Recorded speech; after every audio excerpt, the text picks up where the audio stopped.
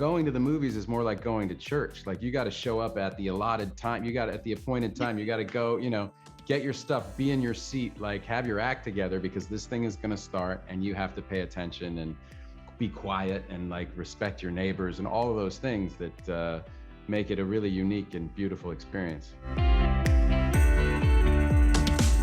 Congrats on this. This was amazing. I gotta say, watching it in person in Toronto, there were some serious moments of celebration, especially when you rocked some French. There was one particular line, "Elle ya, ça va," that got the entire theater just in their feelings. So good job, good job. Thank you, Chloe. Thank you. I was talking to Abigail and she was saying that the French was the hardest part about this, especially knowing it was going to premiere at Cannes. We've seen you speak French before on screen, but I feel like you as Bill, Bill really committed to this. So how are you feeling when it comes to your French? Are you feeling more confident? No, my French is terrible. But no, Abby really had because Bill learns a few words throughout the course of the movie, but Abby is portraying someone who's been in prison there for 4 years. So she was meant to be, not fluent, but pretty close. And so she had full scenes in French. So she really had to put some work in. She killed it. She absolutely killed it. I loved your characters' relationships with both of the girls, with both Abigail's character and Mimi's character. They're so different, and yet they also felt really just real and palpable. As a parent, how did you connect with these two individuals to create that father-daughter relationship? Well, the movie's very much about this guy who's messed up, right? With his daughter. He's trying to repair that relationship. And so as a dad, it wasn't hard for me to kind of do the thought exercise of what would that feel like to wake up and have your kid be 25 and you've totally failed them. You've been an absentee father, and and that really made that kind of grief and pain and shame and everything that Bill's carrying very accessible.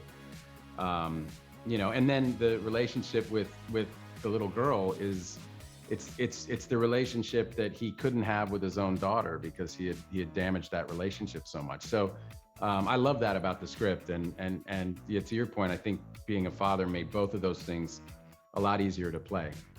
Watching that in real time at the theater must have been so surreal. I know watching the screening was my first in-person screening in almost a year and a half. So thank you for getting me out of the house.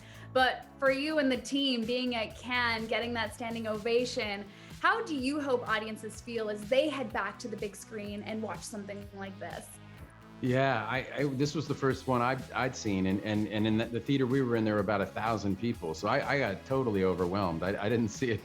It kind of snuck up on me, this moment, because I just, you forget how great it is to go to the movies with a bunch of strangers and the lights go down and you have this experience all together. And it's just a great thing that we do together. And it's so different from sitting on your couch and having a remote control and controlling everything and stopping it and starting it and, going to do the dishes and turning, you know what I mean? Yeah, yes, thank you. I was overwhelmed as well, but I really enjoyed it. I also really enjoyed the facial hair. You were great, of course, as Bill, but the facial hair was just 10 on 10 fantastic. And if fans like me were also a fan of that, they're gonna love The Last Duel, because I hear the facial hair is also gonna be pretty epic. Can you give our Canadian audience a little sneak peek about what they can look forward to with that project? Sure. The Last Duel is going to come out in October, and that's it's a true story. I wrote it with Ben Affleck and Nicole Holofcener, and it's based on this book that we read.